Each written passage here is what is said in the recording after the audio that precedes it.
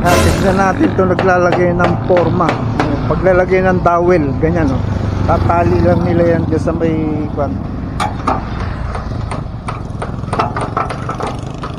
Alambre lang, pantali sa dowel. Ayan, mahaba-haba pa to oh.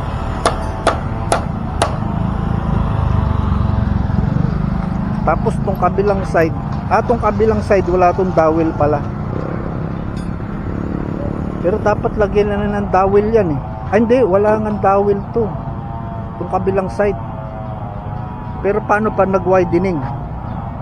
Dito kakain ng lupa yan pag nag-widening. Ganda ng kwan dito oh. Tingnan mo yung lupa.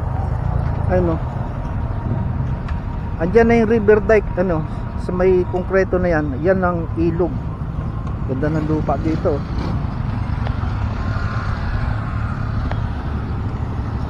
Ayan, go signal yung galing Sindangan Ipil. Dami nila, dami sasakyan.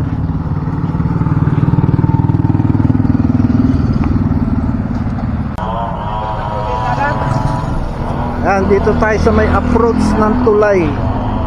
Ayan, lalagay na sila ng reinforcement.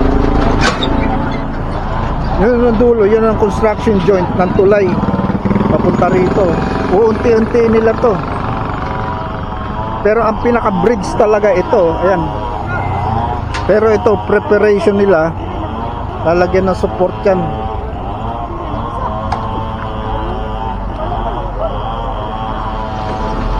Haba-habang trabaho to.